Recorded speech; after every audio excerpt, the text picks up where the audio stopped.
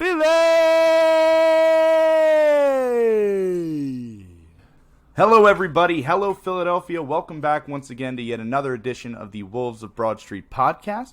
As always, my name is Ryan Conway. Joining me here is Sam Glavin. And you know we got Seamus G behind the glass producing the show, making things happen for the boys. Sam, how the hell are you, buddy?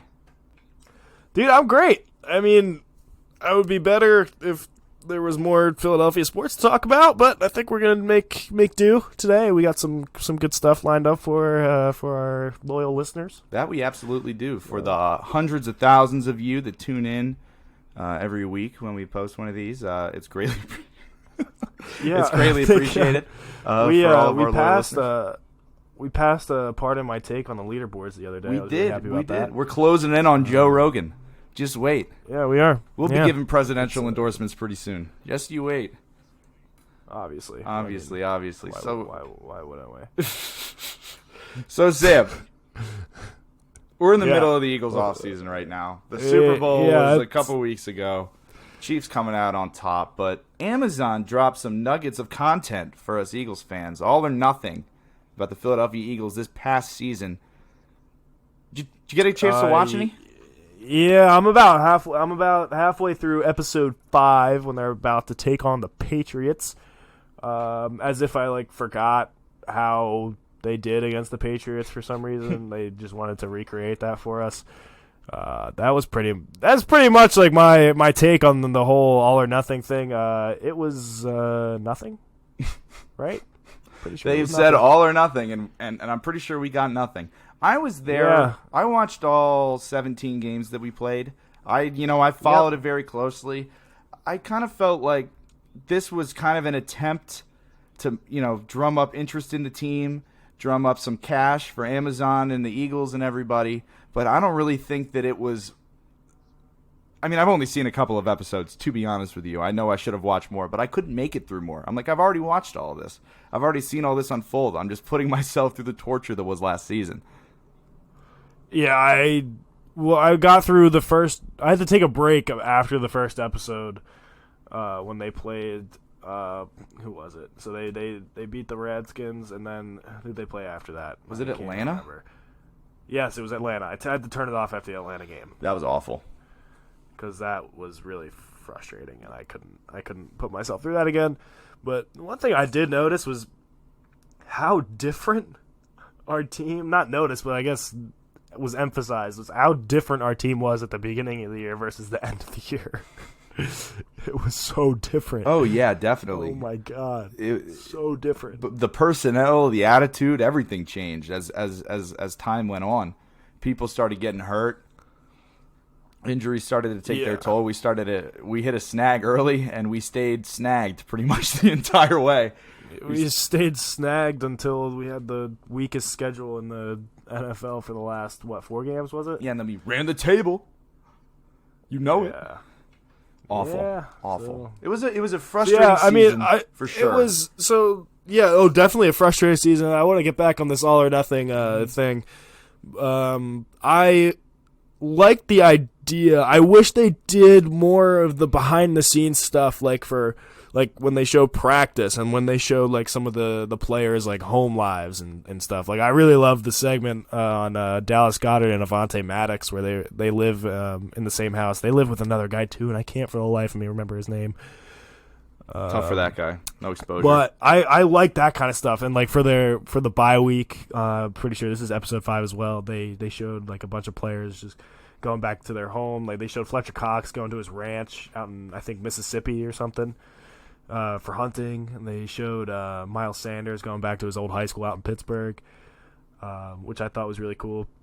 So I like that stuff. I don't really see the need to do the games because I'm pretty sure everybody who's going to be watching the All or Nothing series had watched every single one of those games through and through. That's probably true. I mean, there are definitely some people that might have missed a couple games here and there, but they still knew what happened. We know where the season is going. Here's the thing about this. It's not like Hard Knocks. It doesn't make me as interested as Hard Knocks. Because even if they did a Hard Knock style thing where it's a good team and we get a look inside of a good team that has Super Bowl ambitions, I just think having it released a week after the Super Bowl, a week or two after the Super Bowl, whenever it came out, I just think that that's kind of late. I feel like I've kind of moved on from the Eagles for right now. We got our whole coaching situation figured out, no offensive coordinator, which we'll get to in a little bit. We've kind of put a bow on this last season, and now I'm just kind of waiting for the draft. I don't want to go back and rehash all this stuff. I do want to. I am going to watch along a little further because I do want to see more of the personal lives of the players. I think that's really cool. I think if they really made that the focus of it, but having that released after a season that's already happened, instead of like each week, here's a new episode. What's going to happen? There's drama in the locker room. Let's see what's going on. Instead, we're watching it kind of all unfold for something that's already happened. They really, one of the things that really made me angry was that they didn't put, I don't think they put nearly enough emphasis on the Orlando Scandrick debacle. I'm pretty sure it lasted maybe like within a 2 to 5 minute range in the whole. You want a whole episode of that? You want a whole episode of Orlando Scandrick beef? I don't want a whole episode, but I wanted some more reactions other than Malcolm Jenkins's reaction. Yeah. How dare he speak on Malcolm's name? Oh my God. We only got Orlando Scandrick's interview with Skip Bayless and Shannon, and then we got Malcolm's reaction, and then the Eagles fire back on Twitter. Mm-hmm. That was it. Yeah. I would have liked a little bit more of like how the rest of the locker room felt about it. Yeah, and I understand if guys don't want to talk about that, because also one question I have about this whole all or nothing deal. They were with us the whole season.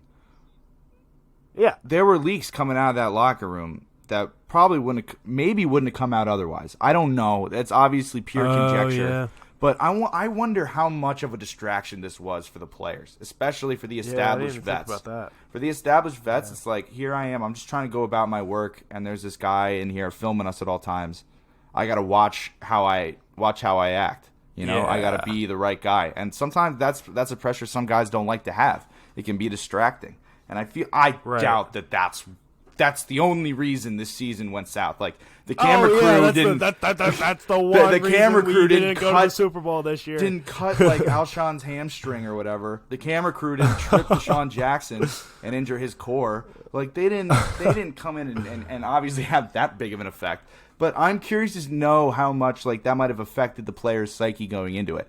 It probably motivated the guys who are less proven, like Greg Ward and Boston Scott, and those and guys off the practice squad. I haven't gotten to their time to shine. That'll be interesting. I'll definitely. I would really like. I might skip the middle of the season. I might skip the middle of the season, go right to like week 12, right when things start to heat up. I think that's might be what I have to do, because I can't deal with just episode upon episode of mediocrity. I just can't do it. I'm on the part where they're like about to face like the Patriots and the Seahawks right after that. Two worst football games. I'm at that point in the season. That's so right bad. now. That was the worst. That sucked. That was so bad. That was really bad. Really I'm with you. I kind of put a bow on last season. Like I've recovered. I've moved on. Exactly. Until draft day, obviously. But I'm a little upset that we were talking about before before we recorded, and you don't want to trade up to get a wide receiver. Yeah, I don't. We've talked about that. We've been going back and forth on this issue. Yeah, and the thing is, I really don't think we need to do that. This is probably the deepest wide receiver class ever. You could draft a guy in the second. You could use a day 2 pick. Doesn't even have to be the second round. You could use a day 2 pick, get a day 1 starter, get a high quality guy. Yeah, but are we just going to draft like another Nelson Aguilar type or another J.J. Arcega-Whiteside? There are guys with no question. There are guys with no question marks. There are guys with no question marks. We could get like this guy. He's a 23, 24-year-old rookie. I was watching Senior Bowl tape. He looks like an animal. There are these two guys that are coming that played in the Senior Bowl. I don't remember their names because this is flying in. Is that you're talking about? Probably Ruggs and one other guy. There's a guy that runs routes like DeAndre Hopkins. Like, we'll just go through you to get the football and make tough catches. That's who I want. I'll have to find his name. I'll tweet it out or something. I'll figure out who he is. But he has this not so much a big playability like Deshaun Jackson. He's not that fast, but the way that he runs and goes through D-backs is something I think we lack in our receiving core. I'm pretty sure it's Ruggs. Ruggs the third has a faster time, unofficial time, mind you, than Tyreek Hill did in the combine. Oh my God. I'm pretty sure that's the guy out of Alabama. Alabama's got so many good guys. That, but yes, it's the Alabama wide receiver, Henry Ruggs III. 6 foot, 190 pounds.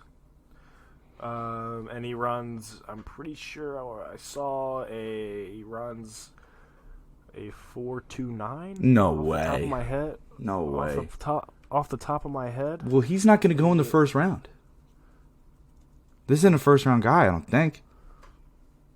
You know what I mean? Why? Yeah, but I understand. So why trade up to go get him? If we could just not trade up to get him, that's who would fall. That's who would fall to us. We get him in the second round. We could use our first round pick on another position. I think so. I think he used a day 2 pick on a game ready wideout. Those exist in this draft. This is a deep draft.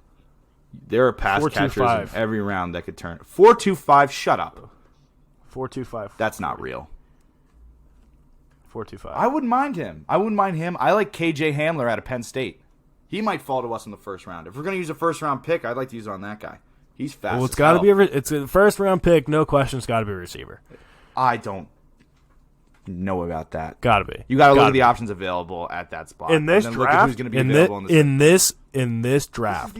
This is the wrong draft to spend a first round pick on a wide receiver. It's been been my whole point. Wide receiver. It's been my whole point. Is that the draft is so deep in terms of receiver talent, you don't need to do that. We're looking for pieces right now. We're not like looking to develop anybody. You know, if Jerry Jeudy, CeeDee Lamb, one of those guys, he's not going to be in our range. But I don't want to sell the farm to go get. I don't want to sell any. I don't want to give up a ton of assets to go get. All right, so then that's the other thing. We have like 10 draft picks. I don't know. I feel like this team needs some youth. We don't need 10 This is picks. an old team. I feel like we don't need all 10.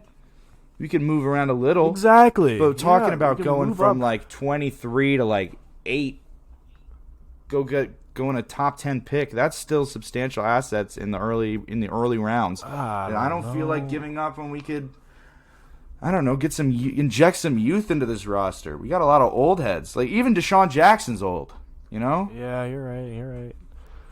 The other thing I forgot to bring up about the All or Nothing tape is how they shined a huge spotlight on Brandon Graham on BG. Did they? Yeah, he was. I mean, you couldn't pick a better guy. Like he brings that energy all the time, and it's so great. It's so good for TV, and it just made me like want him to retire as an Eagle. Like I want to keep him as long as he can play. I have to agree with you there. He's so good, dude. He's 30. He's 31. He's 31 and still doing what he's doing. He's got a couple years left on his deal.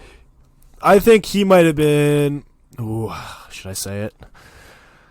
Yeah, I'm gonna say it. I think he was the best defensive player this year on our team. Yeah. Let me think about that. For a second. Yeah, no, can't argue with that. Only other guy I can maybe make an argument about maybe is Malcolm Jenkins. Malcolm Jenkins, yeah. I think he was more solid than, like, great, though. Brandon Graham had a slow start. He did have a slow start. Then he had, those 4 sacks against the Jets or something like that? He ripped through some D-lines this season. He was definitely better than Malcolm this season. And it's hard to compare a D-lineman and a safety. That's one of the tough things about football. No, but honestly, Malcolm Jenkins was more outside linebacker this year than he was safety. Oh, yeah, he's playing down in the box. He plays down in the box a lot. Calling plays. So I kind of I don't really have an issue with comparing him to a pass rusher because he was playing outside linebacker a lot this year. Yeah, so. True. Malcolm makes some big plays to help us make the playoffs, but I don't know if he was I don't think he was a total stud all year long. But I still think that like the level of safety play that he provides, I feel like part of that is like I've just gotten comfortable. I've gotten like kind of used to how good he is. You know what I mean? Yeah. Like because he's just so consistent every year. I mean, he doesn't miss snaps. He hasn't missed a snap the last 2 years. I know harangue on about that a lot, but yeah, we always try. Yeah, but that's important. Availability is your really, best ability. really important. That's right. Oh man, that's one of my favorite sayings, man. That's one of my favorite sayings. It's a great one. It's a great one, and it sticks around for that exact reason because it's so damn true.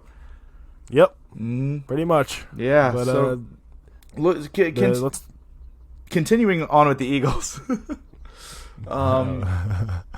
So the coaching staff is a little interesting. We talked about coaching hires, the ones that we talked a little bit about, the guys we learned a little bit about last episode. They are in their positions, they're hired fully, but we have no offensive coordinator, as I mentioned a little earlier in this segment.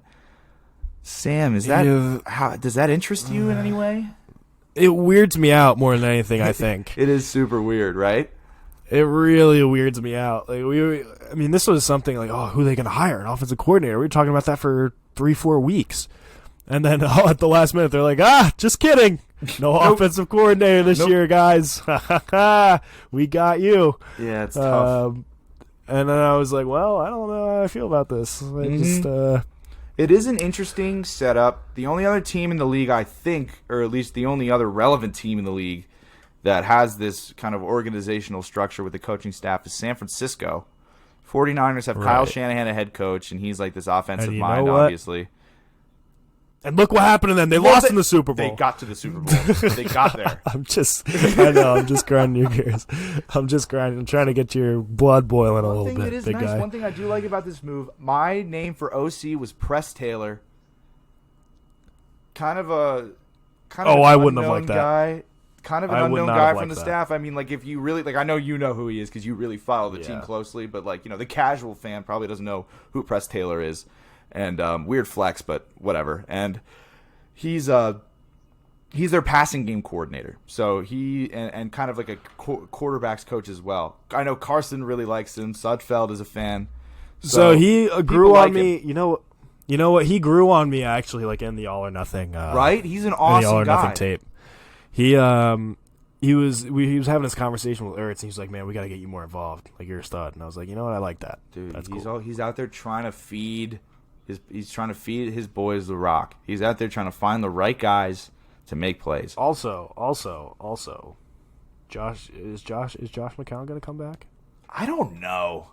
I don't even care. I would really like him to come back. To do what? I really would. To do what? What would he come back and do? Backup? Kind of be like a little quarterback coach. Sure. Like, I wouldn't. Like, I say I get that notification from Bleacher Report. Assuming if Sudfeld is healthy for this year, I don't know if he's even going to be on the squad. Whatever, but assuming Sudfeld, I don't hate Sudfeld. Yeah. I won't say I have zero feelings towards Sudfeld. Yeah, I don't hate him. I would definitely rather have him at backup than Josh McCown, I think. But I would like Josh McCown to still be on the roster. I like his energy. I mean, I like it.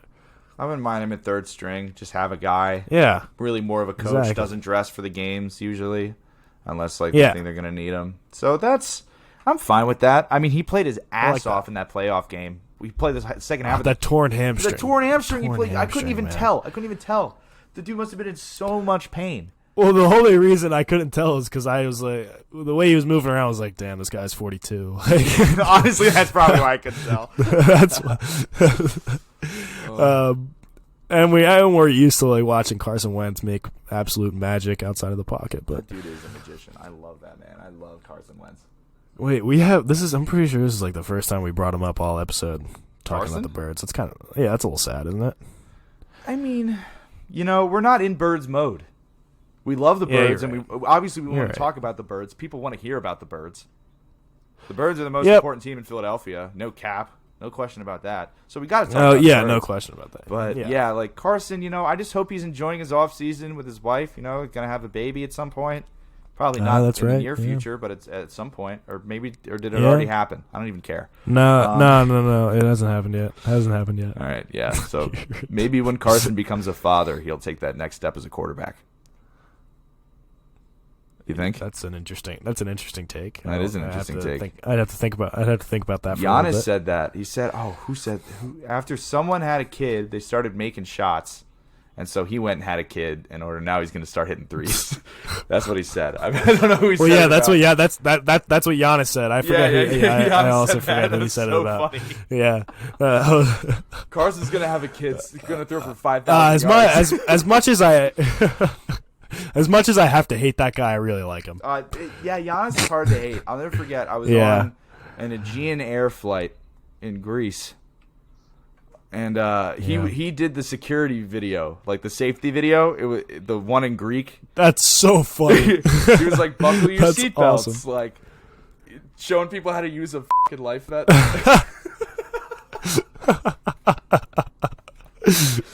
That's and awesome. it's so small because he's 7 foot. So it's like, and that's that'll definitely get people to pay attention. I would pay attention. I was gonna get off my screen.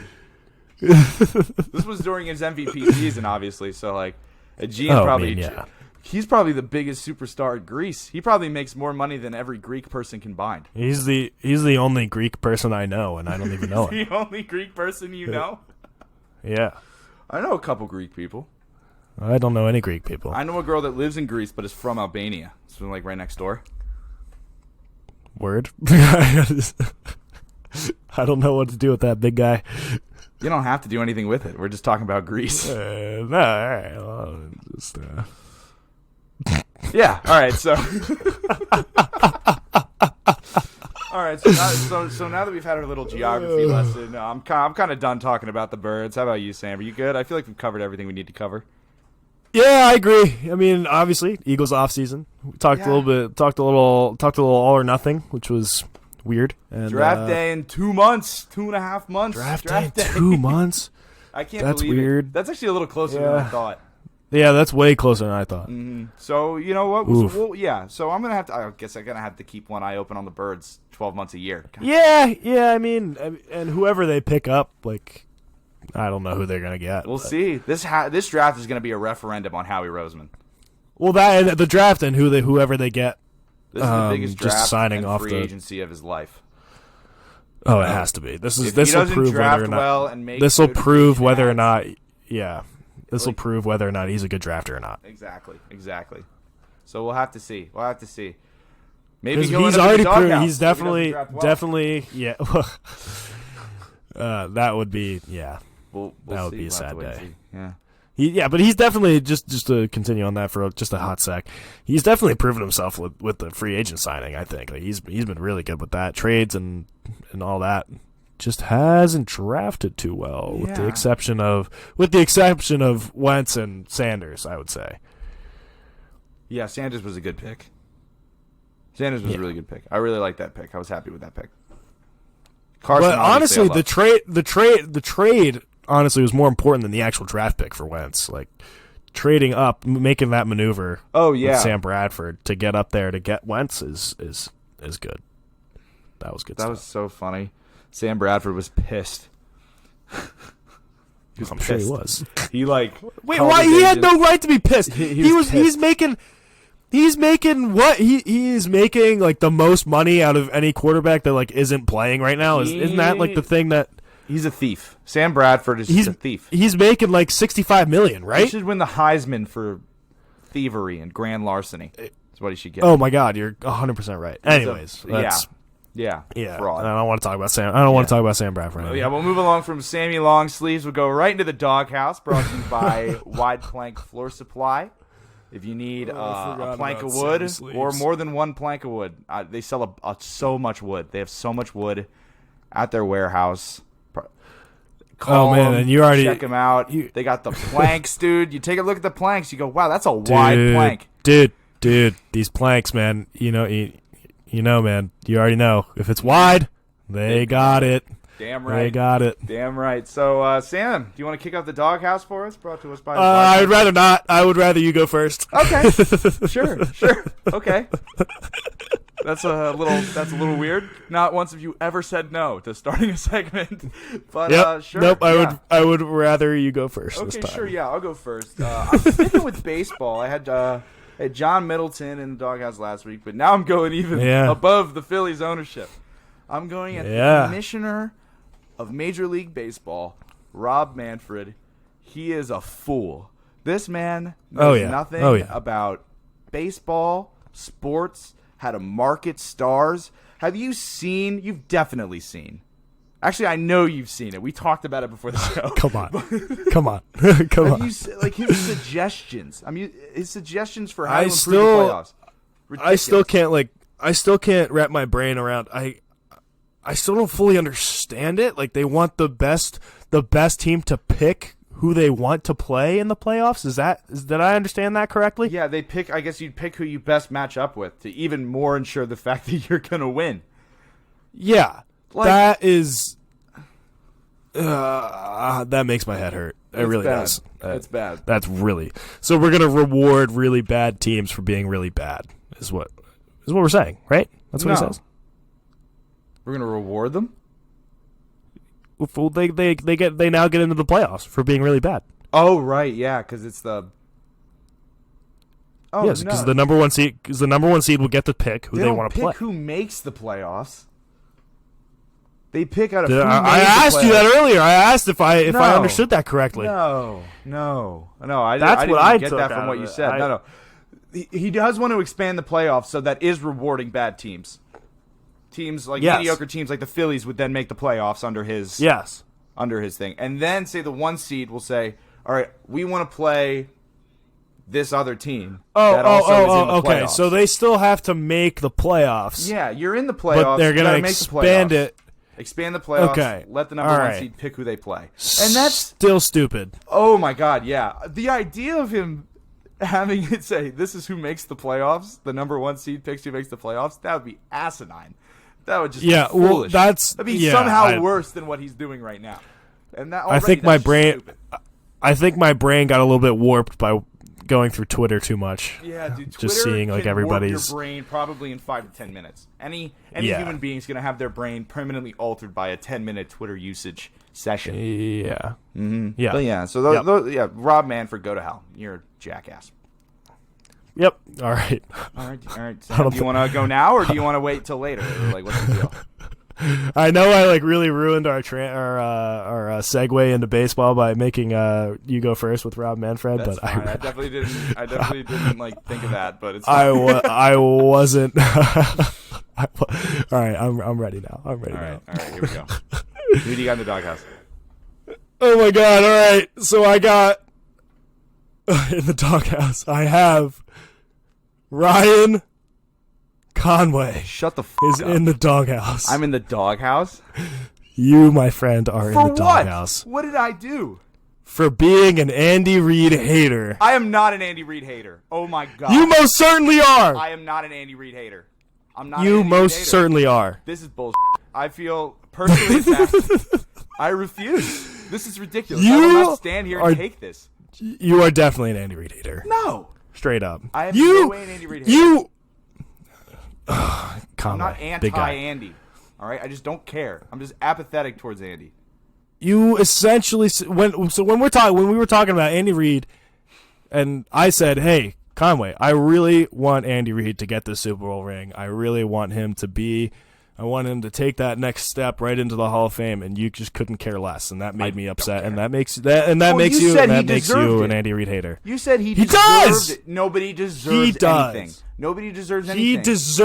He 100%. Then he would have won one by now. Then he would have won. Well, I mean, he did win. He won 100%. Congratulations to Andy Reid. I'm very happy for him. I wanted the Chiefs to win. I put money on the Chiefs. I was happy for Andy Reid. But that's where my happiness stops. I'm not overjoyed. I don't feel like I won the Super Bowl because Andy Reid did. That's what it seems like on some Philly sports media. I can't understand what they're saying. I can't hear them. It's like, dude, he doesn't coach here anymore. He went 4-12 and left in 2010, 2011. Like, cool. He was a great coach here. He brought us many NFC championship games. He turned the franchise around. But, he went and won somewhere else. 180. He went and won somewhere else. Turned it around. Why is that important that he went and he goes somewhere else? Because we don't win our Super Bowl. We don't win. We do not win our Super Bowl 52, without Andy Reid being our coach in the past. Was he we on don't. The coaching staff? No, on the coaching but staff? Okay, I don't care. Okay, I don't care. listen. Conway, without Andy Reid, right? Without him, coaching for how long was it? 15 years for the Birds. We don't win our Super Bowl. We don't. All right, so imagine this. All right, let me set a scene for you. Jeffrey Lurie sells the team in 2010 and buys the Chiefs. We then go on to win the Super Bowl because of how he set up the organization. Because of how he set up the organization. The ownership is nowhere near. You're gonna be happy for a GM? I don't care. I do not care. The ownership is nowhere near as. You're talking about how the I don't want to say as organization was important, set up. Are you not talking about how the organization was set up? A coach has influence over that, but it's not his organization. It's like this whole Andy Reid obsession is too much, and it makes me peel back, and it makes me cynical. I don't like it. Yes. I don't like it. It feels like people are taking credit for Andy Reid's accomplishments. Like and Andy Reid's still one of us, and even that though is he left why, a decade ago. And that's why you're an Andy Reid hater. I'm not an Andy Reid hater. I just hate how much love he gets from a city that he is still connected to. And I still have love for Andy Reid, but not to the degree where I'm going to lose my because the Chiefs won a Super Bowl. I don't care. I watched the game. I'm happy for Andy Reid. He finally won his chip, booked his one-way ticket to first ballot Hall of Fame status. No question. That's all fantastic. But like this whole Andy Reid love fest is too much for me. It's too much. All right, let's move on. I don't want to yell anymore. I'm done. I hate it when we fight like this, Sam. Yeah, I know. Well, we're going to start yelling some more because we're going to go right into the Phillies. Are you kidding me, really? You're going to ruin my transition to baseball and still make me talk about it? All right, well, Sam, yes. as I'm going to do every episode as we talk Phillies.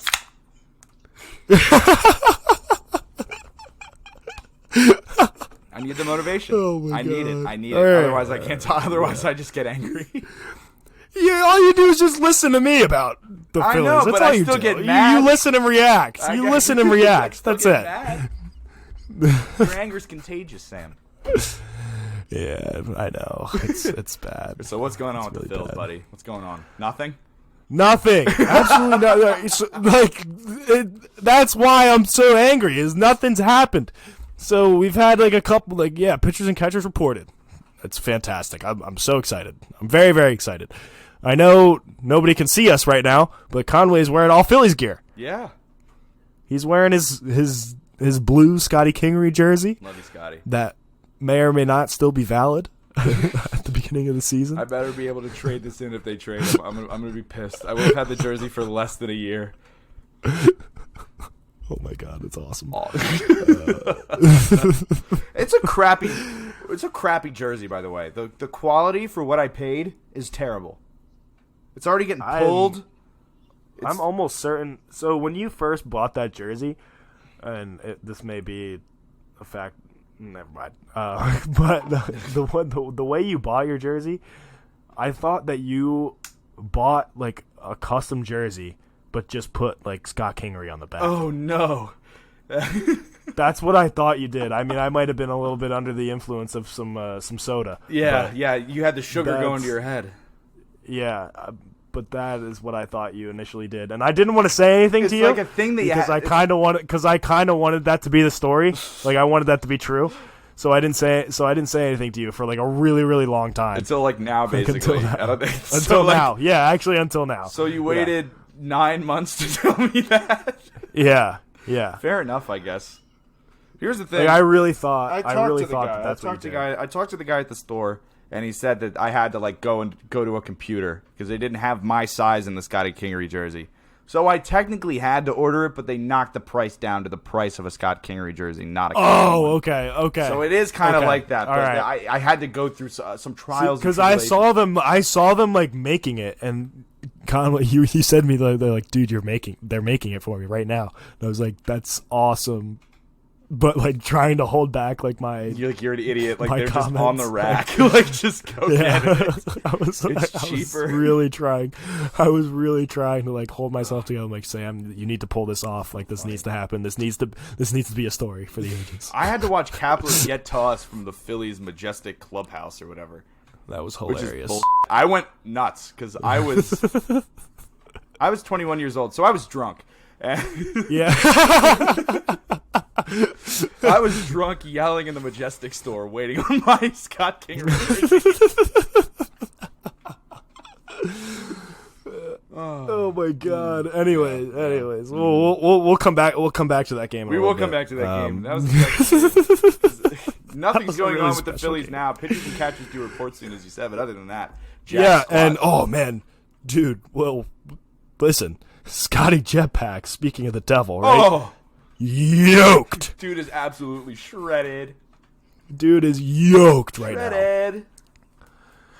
I guarantee you, after all the stuff that's been going around social media, I guarantee you he gets like a drug test like tomorrow. Scotty, come piss in this cup. He's like, I knew this day would come. Yeah. Oh, you're gonna find his whey protein. Yeah, I sure hope so, man. If Scotty's been juicing, he fueled the jetpack up this offseason. I think he's too nice a guy. Scotty would never juice.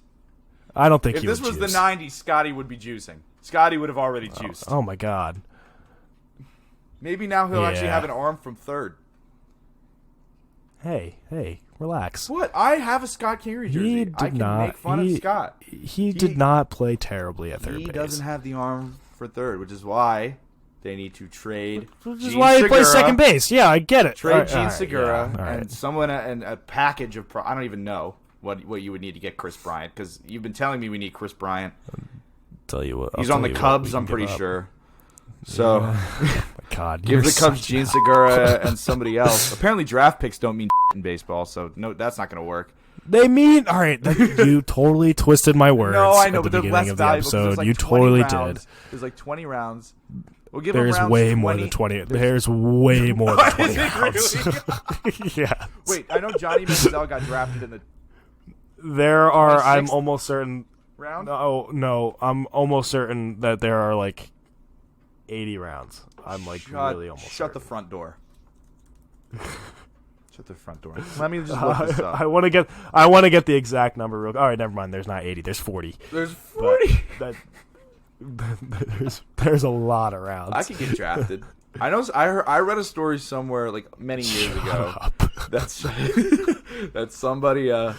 That some teams just like write down BS names for their draft pick because there's just no one that they want to draft. Well, yeah, I mean, like when you get down to around like 38, you're like, I don't want to draft this guy. I'm just gonna write down like. Well, Homer that's what Simpson. the Toronto Blue Jays in the 34th round they drafted Braden Halliday, the son of that's Halliday, hilarious. which is pretty cool. Because you don't have to declare for the MLB draft, right? They can just draft you. No, yeah, matter. you can wait, yeah, that actually yes, that's right. You're right. But which is nice. Always have the option. No, that's 100% right.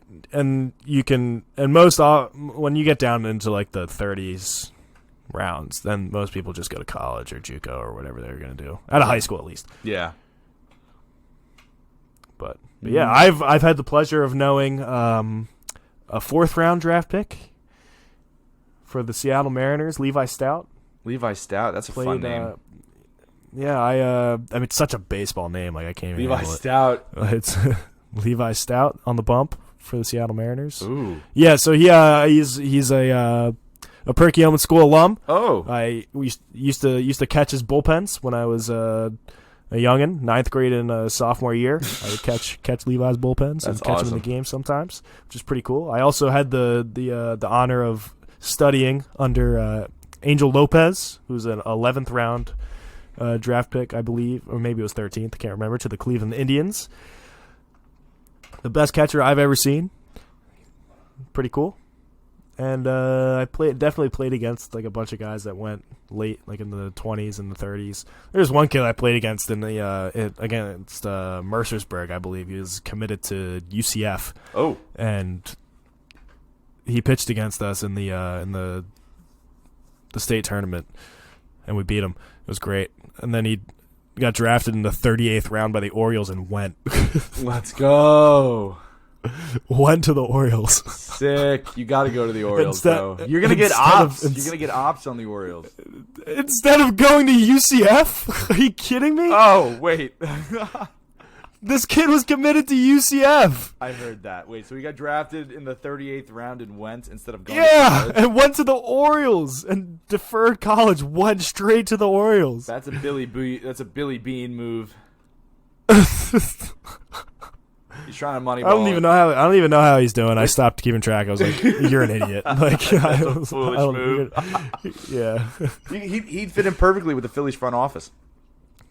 Pretty much. Yeah, we've gotten way off track. Yeah, let's get back on track a little bit here. But pretty much way off track. Yeah. So the Phillies, man. All I need is one. I need some videos on Nikki Breakout to just soothe my itch. You've been hearing good things, right? I've been hearing very, very good things. Is he gonna have a breakout year? I think he's gonna have a breakout year. A breakout year. I'm on the train with Jack Fritz. I'm on the train of Nick Pivetta breakout season. I'm very excited. Apparently they changed his delivery, his arm slot. Oh, you got to slot the arm in right, otherwise you're absolutely boned. Yeah, so I think it's No, I'm pretty excited about Nick Pivetta. That is good. They said that Joe Girardi was saying some very good things about Pivetta, and obviously saying a lot of good things about everybody, which I like. Yeah, Joe Girardi. Yeah, he's Kapler positivity. I thought about it for a second. Kapler round 2. Kapler round 2. I really did. Joe Girardi has been infected. It crossed my mind. It crossed my mind for a hot second, and I was like, I can't be thinking about that right now. Gabe Kapler ruined Philadelphia sports.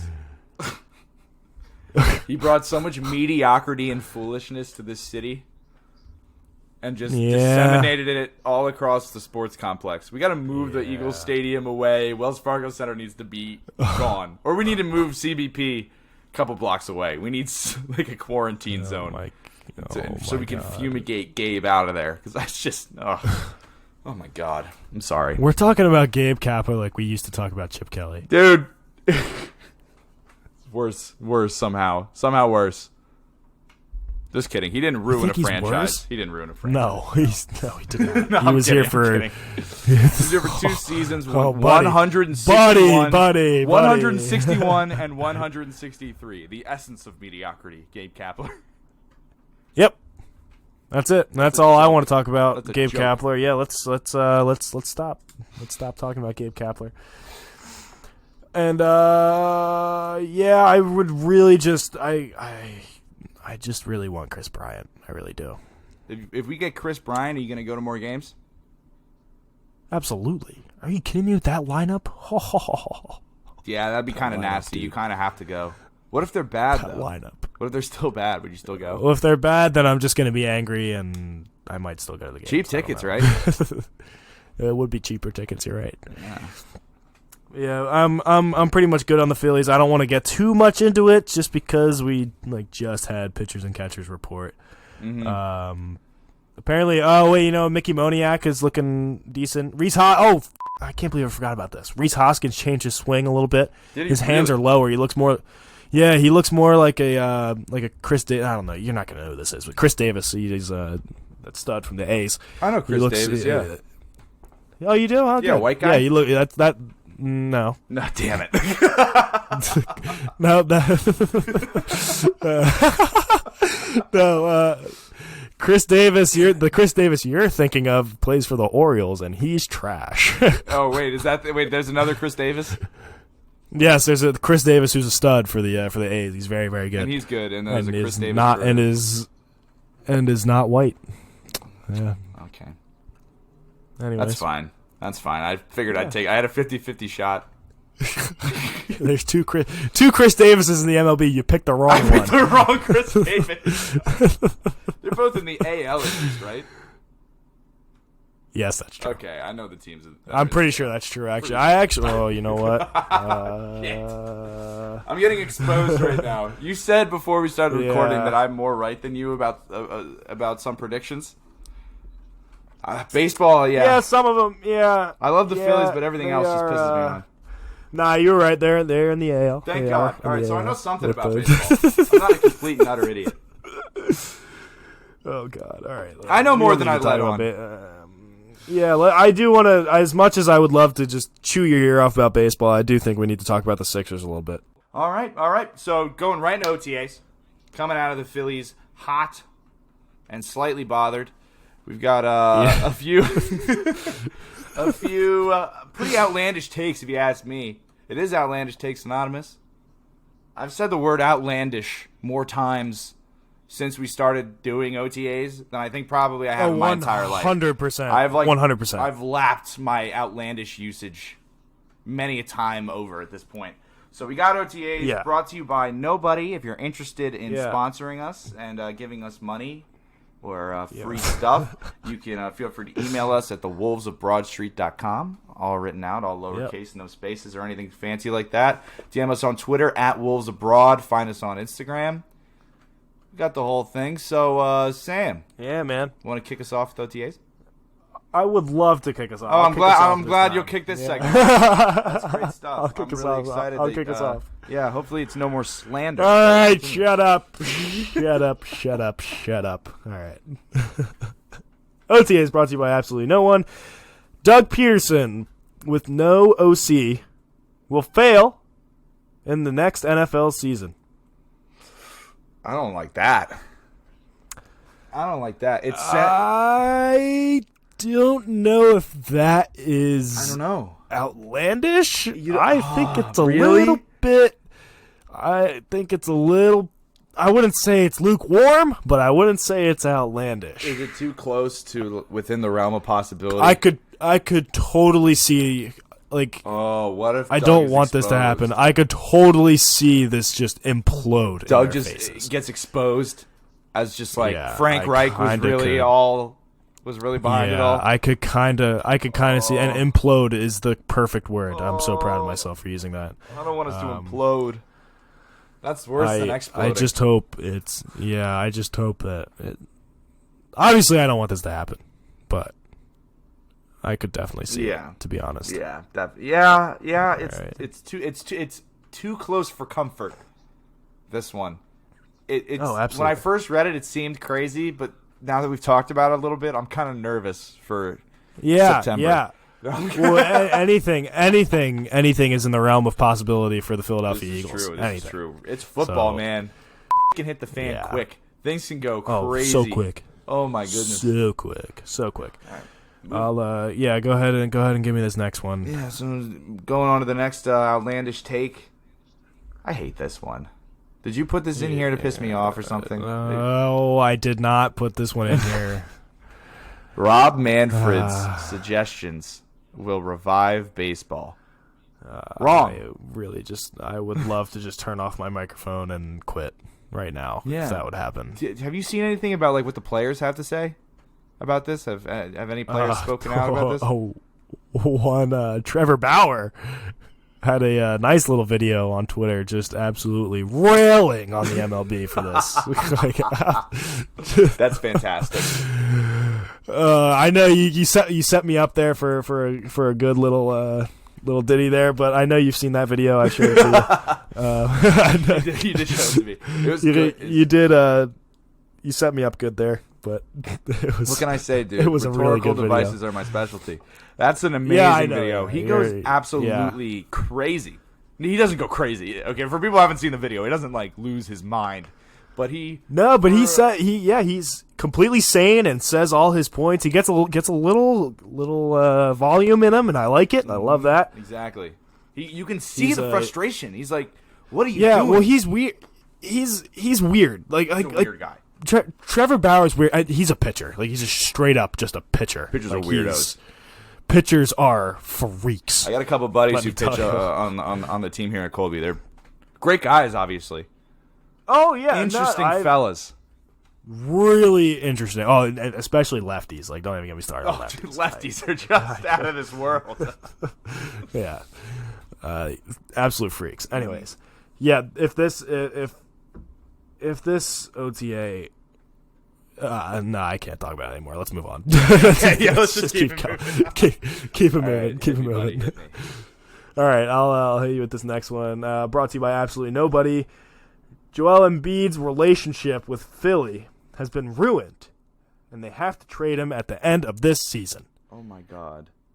I know. Are people really thinking like this?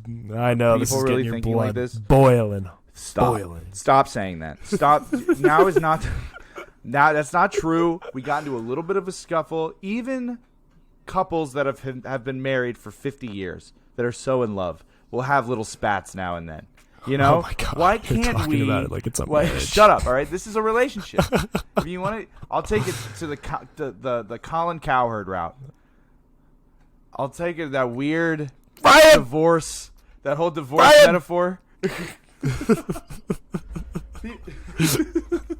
You're in your car.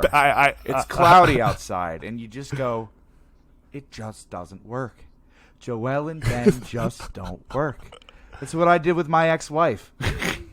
That's what Colin would say. I've been there right now. I've been there. I've been through divorce. I've been there. Ryan! People go, Ryan! Joel Embiid can't play with Ben Simmons. Ryan! Ben Simmons doesn't shoot a three. Ryan!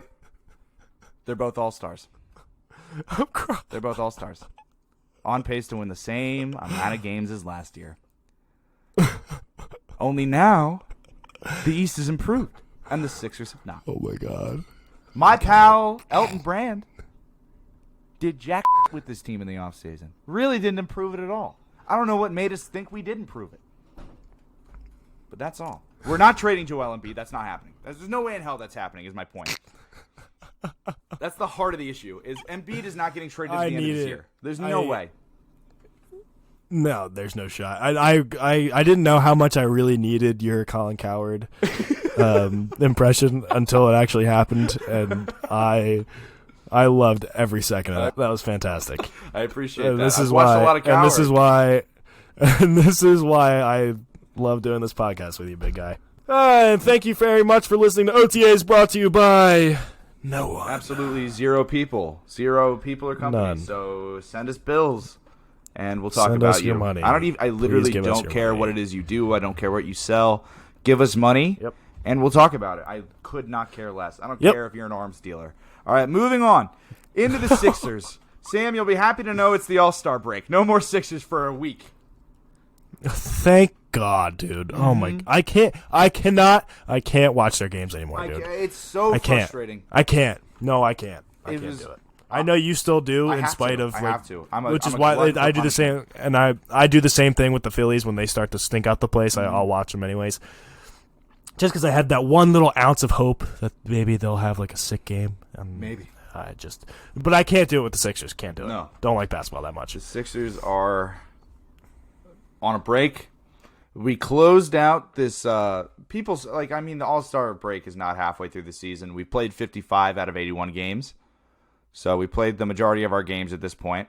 We're on pace to win. If we go 500 through our next 27 games we have remaining, I think we end up with 53 wins around there, which is 2 more than we had last year. We're on pace. We're on pace. The team.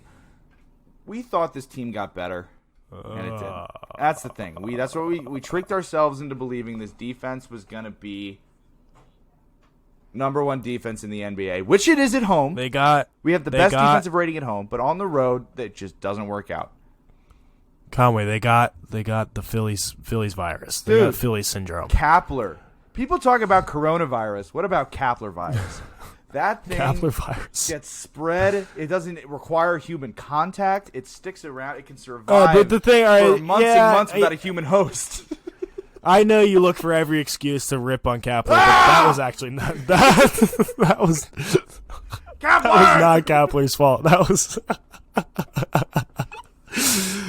we didn't put that on the soundboard too. That stream was brought to you by GarageBand and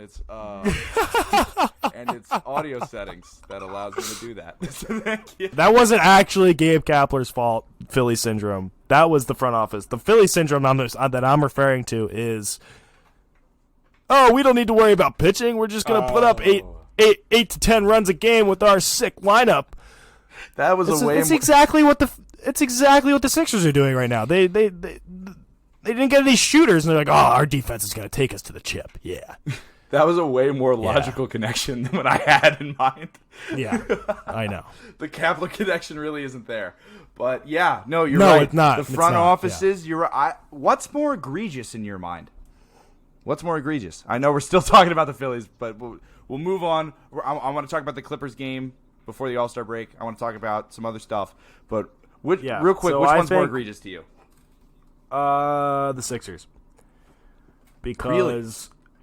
yes, because I could kind of see where the front office for the Phillies were coming from. I was a little bit on board with it at the very beginning because we signed Bryce Harper. Reese Hoskins is on the come up. Scotty Kingery is on the come up. Signed Gene Segura. Signed McCutchen. I was like, damn, we're going to be putting up like 8 to 10 runs a game.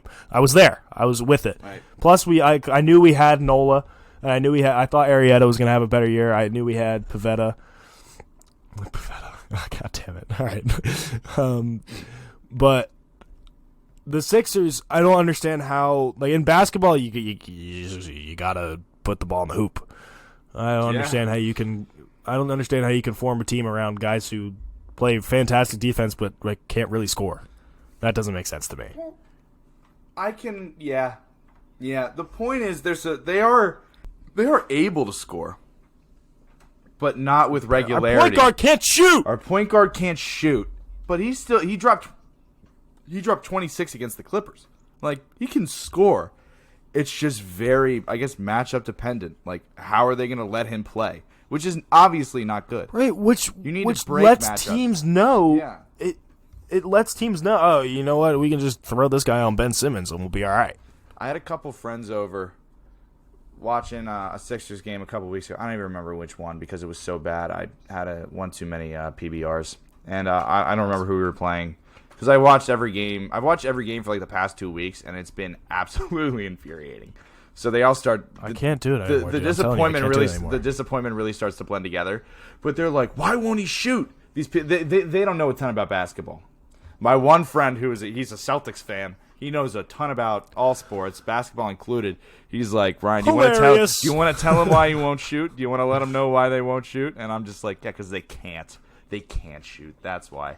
I saw a video of Ben Simmons hitting 3 corner threes in warm-ups before the game against the Clippers. And probably an 8 to 10-year-old kid yells, do that in a game, Ben. That kid Dude, is it was all of 8 us. threes. It was 8 threes in a row. 8 threes in a row.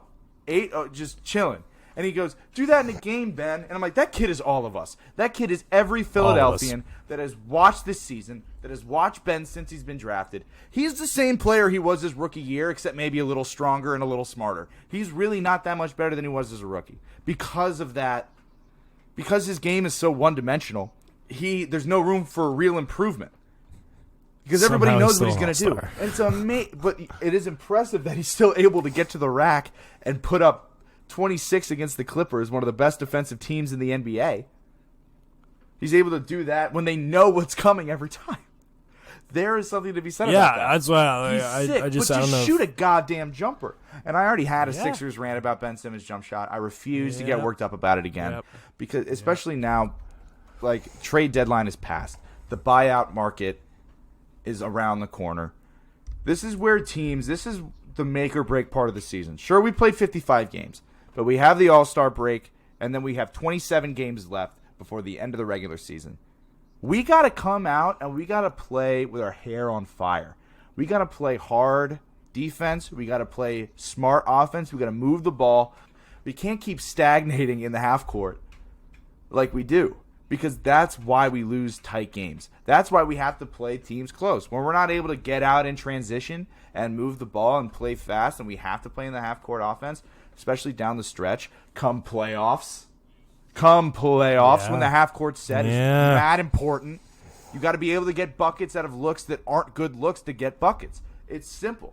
And this isn't a team that's able to do that consistently, especially not at home. Because we're, 25-2 at home? Yeah, we only have 2 losses 9 on the the road. Year.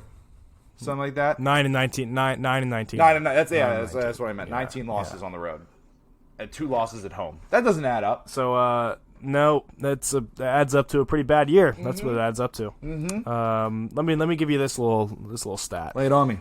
The Sixers have 27 games left, right? Yep. 8 of those opponents have winning records. No Most way. people would think that's a good thing, you know? Hey, we have a chance. We could do what the Eagles did at the. I love how we can just draw all these connections to the different sports teams. So it's great. They're all the same. They're all the same. Yeah, most people would think, hey, yeah, maybe we can go on a run. 8 out of those 27 teams have a winning record. All the rest, we could just stop. For me, that's a bad thing. It's a bad thing? It's a bad thing that we're playing a majority losing And you know team? what? Yeah, it's a really bad thing because you know what? I could probably guarantee you that 7 of those 8 opponents we will beat. And then we'll lose to probably 50% of the other bad teams. That's probably true. And the fact that is a true statement, like an actual, like factual, I can factually back it up for you right now.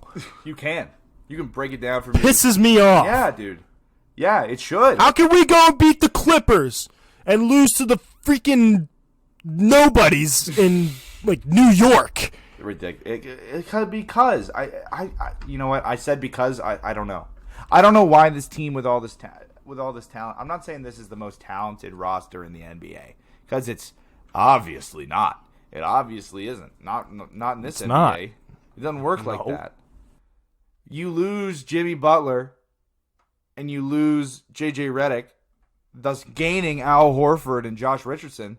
You just look at those moves. We didn't get better. It's at best a lateral move in terms of like total talent. No offense to Josh, no offense to Al, but Al's old as hell, and Josh is just Al's a baby been terrible. Jimmy Butler. Al has been awful. I don't want to. Offense to Al. He sucks. I mean, he got benched. Yeah. He got benched. Clearly, He blows. He should have got benched. He should have got benched a long time ago. $110 million, making a max contract. Teams don't bench max guys unless they absolutely fucking suck. And so that's what Al. That's been the issue with Al. He got benched for Furkan Korkmaz, who's had 2 30-point games off the bench. Brett's like, take a seat, Al. Take a seat. Wait, hold up. Well, then when Furkan Korkmaz started, what happened? Zero points. Give me that one. 0 points on 5 attempts, 4 of which were threes. That was pretty bad. Goose egg. We won though. Yeah. Here's the thing. Yeah. Like, obviously, you don't want your starter putting up 0 points.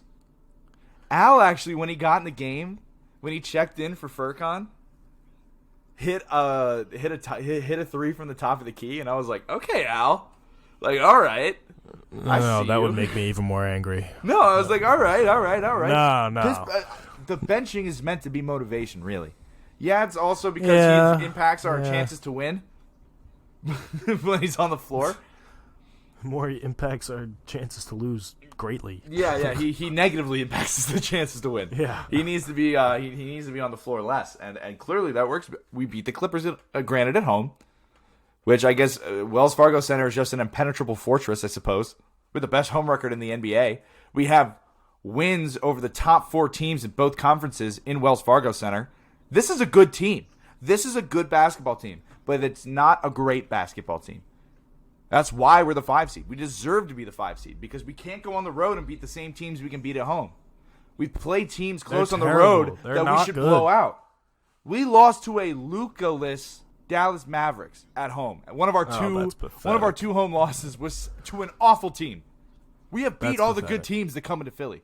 It makes no sense. Any contender we talk about this every time. We can screw with them. We wreck them. We had a comprehensive victory against the Lakers, one of the odds-on favorites in the West. We beat the Clippers by 7, but we beat the Bulls by 5 or something the night before, or 2 nights before. So it's like we're beating the Clippers by more than we're beating the Bulls. How is that possible? How does that work? Who even is on the Bulls anymore? It doesn't matter. It doesn't matter who's on the Bulls. I can't even name That's them. the worst part. I can't even name them. I can't even name like anybody. Kobe White, Zach LaVine. Okay, great. Ryan Arcidiacono, Villanova kid. Villanova kid. I really know. like him. I like him. He's good. His brother went to my school. Really went to Perk or Dickinson? Yeah, he did a PG year. Nice. At Perk my freshman year of college, so I didn't actually meet him, but now he plays at Villanova. Pretty wild. Yeah, pretty cool. Mm-hmm. Anyways. Mm-hmm. But yeah, the Sixers suck and I hate them. Yeah. So there's been a lot of Sixers drama. The Embiid drama. Have we talked about that? Not yet. Not yet. I know we have talked about it personally, but we have not talked about it on the show. The Embiid, this whole Embiid drama it's too much. It's so too the much. the thing that bothers me most is that Carson Wentz was getting the same kind of slander like at the mid to beginning of the season when he was playing pretty bad. He took it on the chin like a champ. Mm-hmm. That's all I want. I don't need Embiid being a like he was being a baby. That's what he was. He was being a baby. He posted on Instagram. Went and started something on Instagram. Then shushed the crowd at a home game. That was I like weird. that. And, I like the shush. I like the shush. No, I like it. No. I like it. Dude, that's who Embiid is. That's what he needs. I want. If he's getting coddled, us booing him is going to motivate him. Honestly, he's that kind of player. That's the thing about Joel. Like, Yeah, I'd then like what him was giving that it back to us. If he started, what was that little blurb with Jimmy Butler? Oh, that little blurb with Jimmy Butler. Okay, he didn't text Jimmy and go, Jimmy, respond to my Instagram with this. Jimmy did that because he wants a good center on his team. He'd rather have Embiid over Adebayo. That's Dude, why. he's been having a good year though. Yeah, no good year. No question. Maybe he wants both. Maybe Jimmy wants both. If I was Jimmy, I'd want both. That would be wild. That would be wild. The Heat would be sick with Embiid and Adebayo. Yeah, I mean, I can't fault Jimmy for trying to, recruit a guy. Granted, get the hell out. Get off my lawn. Get away from my boy. Get out of my He's under contract. Get away from my boy. Get the hell out of here. Yeah. He's not getting traded. Get out of here. He's not getting traded at the end of the season. He's not getting traded now because the trade deadline's over. I'm focused on, can these guys win with what we've got right now? Maybe we can. I just maybe want the them to make the buyout market playoffs. gets some shooters. At this point, just you make can't the not playoffs. make the playoffs in the NBA. If you don't make the playoffs in the NBA, you are absolutely terrible. That's how the NBA. Yeah, but that's what sucks about the okay. NBA So playoffs. if they're gonna make, if you're booking them to make the playoffs, right? The Sixers are gonna make the playoffs. If the Sixers don't make the playoffs, I will eat a fucking hat. Like, I promise you, unless everybody gets injured, in which case I'm not gonna do it. But if they miss the playoffs, the full strength roster, if this team misses the playoffs, I will eat whatever you want. I'll eat dog. I don't care. Sixers, I'm good. Are you good? Yeah, I'm done. I'm good. Yeah, I'm good. All right, let's close it out with the Philly 5. Philly 5. We had a very special Philly 5 as it was the Super Bowl. Last week, 2 weeks ago. The 2 11 days ago. total. I don't really. Okay, 11 days ago. Exactly 11 days ago. Great. So, we're going to do top 5 Super Bowl halftime shows, as this halftime show was phenomenal. It was amazing. It was very, very good. I thought, at least. There was definitely some controversy that went into it, but being a college boy in my 20s, I definitely appreciated it. You're a red-blooded American male, Sam. Yeah. It's not your fault. So, do you want to start us off, Conway? Sure, I'd be happy to. Good. So yeah, obviously this goes without saying, in no particular order, but to start, probably the best of all time. I am starting with probably the best of all time. I know it's on your list. We just talked about it. Shakira and J-Lo. Here's the thing. That's the first one I thought of, but now that I'm thinking about it, it's probably the best of all time. So this is solely a coincidence. That it's on the top of my list. Shakira and J-Lo is probably the best of all time. That was my favorite one I've ever watched. Full entertainment value. You can take away the I will say and the sexy outfits, and it was still incredible. Yeah. The Spanish language in Miami, absolutely fantastic stuff in my opinion. I will say that it's the best one that I've watched live, like in my lifetime. Okay. I will say that. All right, I'll say that too, because there's been a lot of Super Bowls before I was alive. So yes, go ahead, keep going. All right, and then I got to go Katy Perry, namely because she's good one. She's picante. Yes, she is. And the Sharks. Yes, the Left Shark. The Sharks. Left Shark was the Left meme Shark. of the year for like a month. Yes, that's how news works. Keep it coming. All right, and then I got Lady Gaga because that was just cool. Good one. That was just objectively cool. Didn't like that Super Bowl at all, but it was cool. And then no, that was terrible. 2000. I believe this is. I was so young, but the Janet Jackson Super Bowl halftime show. Oh. Was that 2004? Wow. Oh, dude, I couldn't tell you. I think the Eagles were in that Super Bowl. I remember I was in bed sick with the flu. If it was the 2004 if it was the 2004 Super Bowl, it was the Eagles. Yeah, I think this is the one that it was at. But when she had the nip slip, Nice. that was the first nipple I ever saw. So that was a great Super Bowl halftime show. I became a man. And then number 5, my innocence was robbed. No, but at number 5, this was actually probably the worst halftime show of all time. But I have to put it on because it was so funny to watch. The Black Eyed Peas are so bad live. Oh my god. Oh yeah, they were really They were bad, so dude. bad. They had everybody out there. They had actually I don't think they had Fergie. I think they had everyone but Fergie. They might have had Fergie. But it didn't matter. It didn't matter. They could have had all the star power in the world. It was awful. The audio, like the speakers kept cutting out. It was just trash. It was really bad. It was just so bad. So those are my top 5. In terms Remember of how when much I enjoyed them. they like disbanded and then they said that they would maybe like come back and then they just never did. Yeah, Will I Am and Apple Diap, Taboo. Apple Diap, Fergie. Don't forget Taboo.